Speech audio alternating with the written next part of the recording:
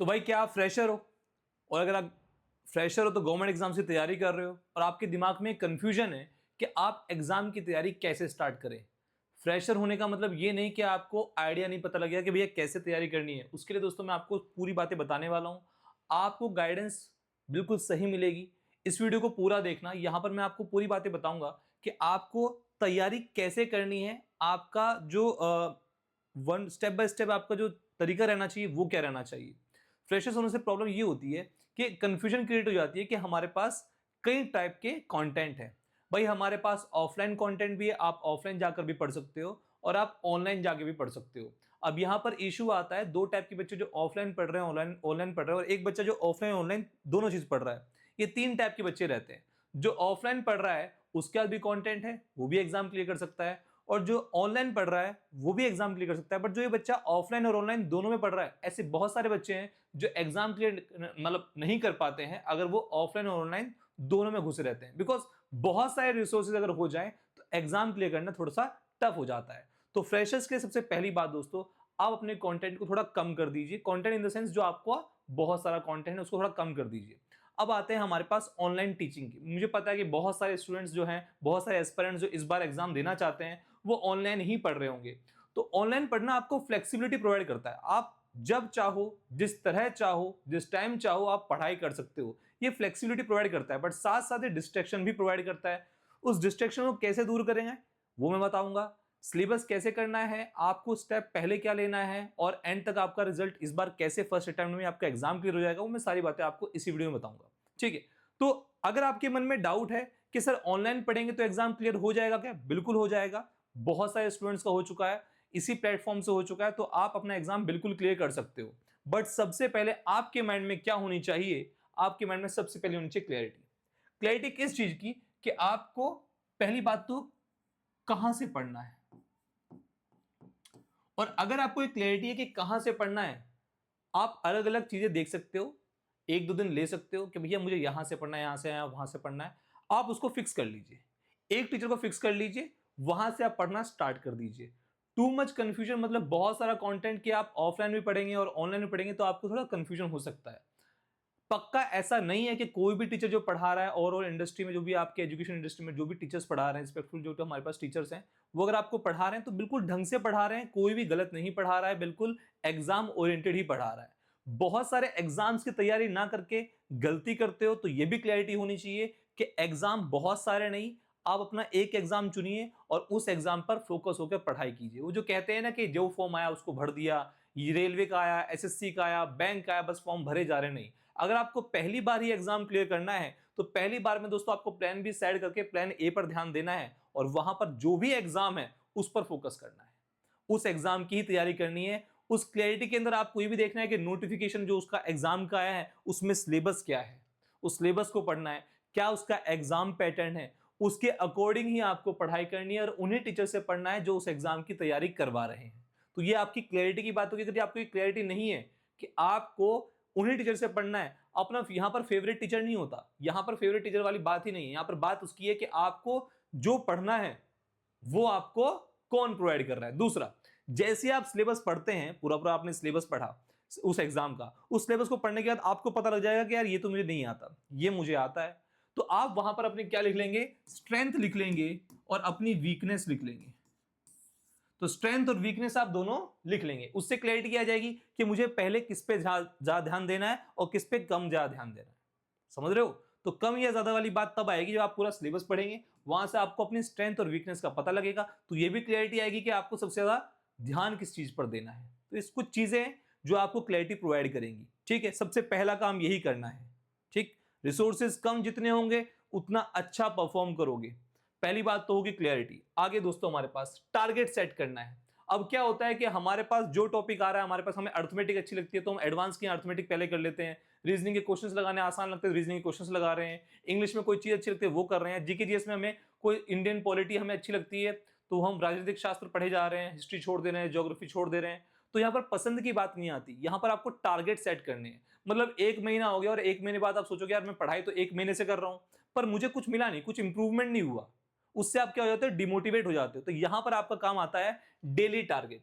आपको अपने लिए क्या बनाने हैं? डेली टारगेट बनाने हैं और बहुत छोटे छोटे टारगेट बनाने हैं।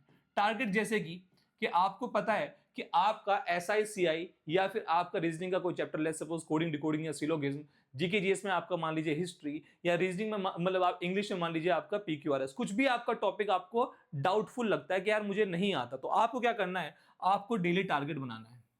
डेली टारगेट आप अपनी एक रात पहले आप उस नोटबुक पे लिख लेंगे, नोटबुक में लिखेंगे कि कल के दिन ये डेली करना है, बहुत आसान हो जाएगी लाइफ और बहुत जल्दी एग्जाम क्लियर होगा और कॉन्फिडेंस इतना होगा कि कोई भी आप मॉक टेस्ट लगाओगे उसमें अच्छे ही नंबर आएंगे अगर आप ये करना स्टार्ट करेंगे। मैंने भी यही किया था जब अपना एग्जाम दिया था और बहुत जल्दी एग्जाम क्लियर हो गया था, पिछली सारी गलतियां खत्म हो गई थी और एग्जाम पहले अटेम्प्ट मतलब पहली बार जब ये चीजें अप्लाई की तो पहली बार में एग्जाम क्लियर हो गया।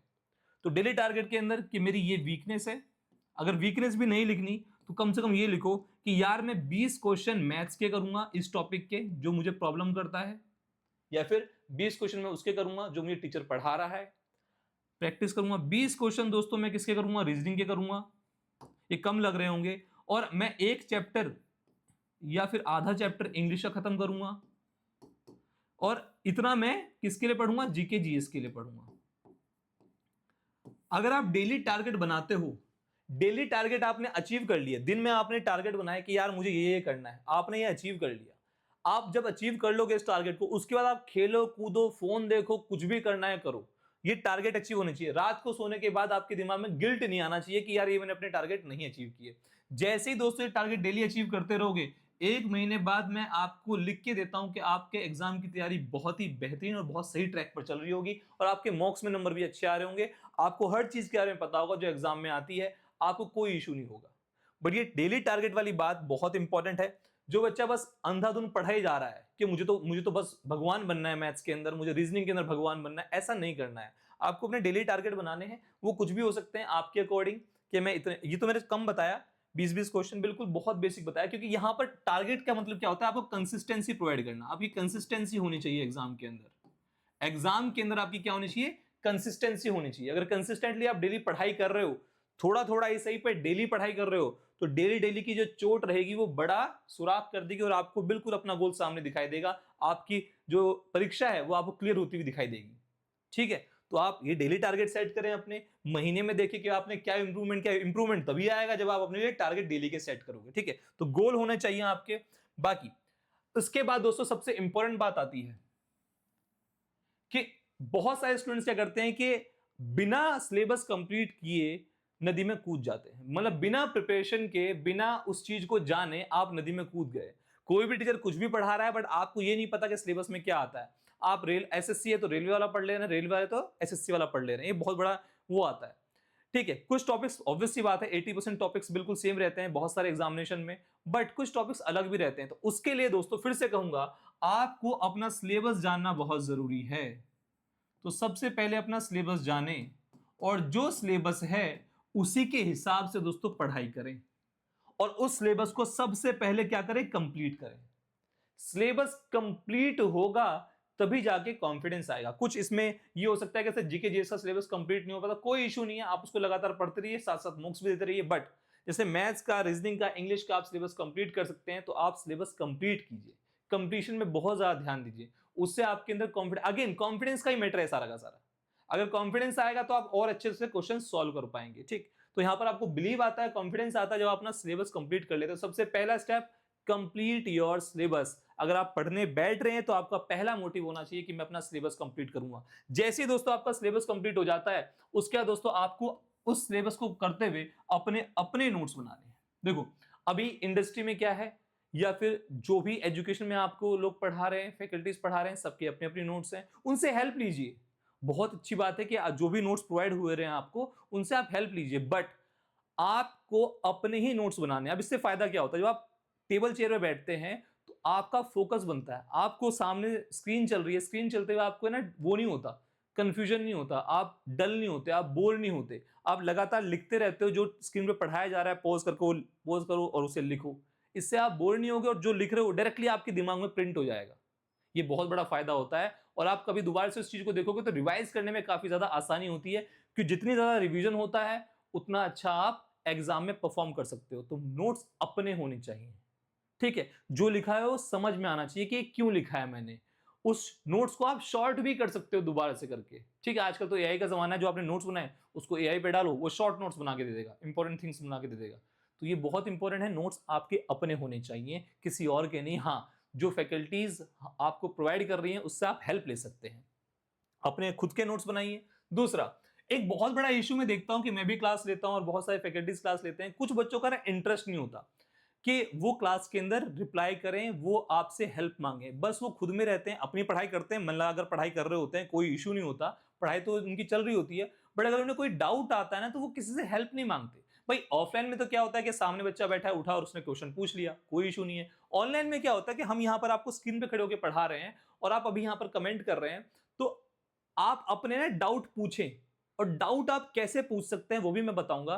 पर दो टाइप के बच्चे होते हैं, एक तो जिसका मन ही नहीं करता कि क्या ही कमेंट करना, कर लूंगा।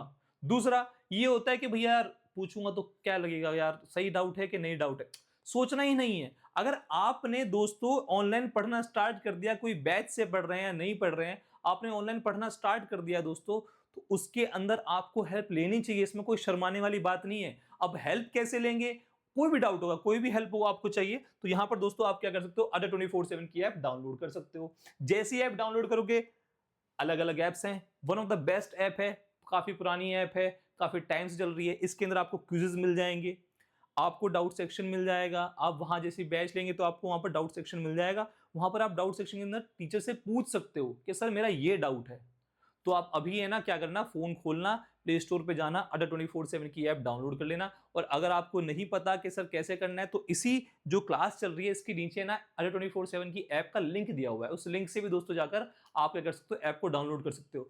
तो हेल्प मांगो, जो ऑलरेडी इस रास्ते पे चल चुके हैं, जैसे कि मैं इस रास्ते पे ऑलरेडी चल चुका हूं, एग्जाम क्लियर कर चुका हूं, तो उनसे हेल्प मांगो, रास्ता आसान हो जाएगा। भाई गूगल मैप क्यों यूज करते हो आप, गूगल मैप इसलिए यूज करते हो कि आप सही डेस्टिनेशन में पहुंच सको। तो आपके लिए हम एक तरह से गूगल मैप ही हैं, जो इस रास्ते पे ऑलरेडी चल चुका है, तो आपको आसानी से हम डेस्टिनेशन को जल्दी पहुंचा सकते हैं, शॉर्ट रास्ते से पहुंचा सकते हैं बिना किसी डिस्ट्रैक्शन के। ठीक है, तो टेबल चेयर ले लो, पढ़ाई करना स्टार्ट कर दो। जो मैंने पॉइंट्स बोले हैं वो आप अगर स्टार्ट कर दोगे करना, तो आपका एग्जाम पहली बार में निकलना कोई नहीं रोक सकता। ठीक है, तो ये सारी बातें हैं। बाकी अगर कोई और इंफॉर्मेशन चाहिए तो आप मुझे इस क्यूआर कोड पर इसको स्कैन कर लेना, ये पीडीएफ यहाँ पर आपको सारी सारी पीडीएफ, फ्री पीडीएफ मिल जाएगी मैथ्स की। एसएससी अडर 24/7 पे कुछ भी अपडेट आएगा तो मैं आपको यहाँ प्रोवाइड कर दूंगा, तो उसको स्कैन कर लेना। और कोई डाउट होगा तो वो भी मुझे बताना, आपके लिए दोस्तों हेल्प करने के लिए बिल्कुल तैयार हो, बट हेल्प मांगनी पड़ेगी, उससे आपका एग्जाम क्लियर करना और आसान हो जाएगा। ठीक है, मिलेंगे अगली वीडियो में, कमेंट में जरूर बताना कि आपको और क्या जानना है।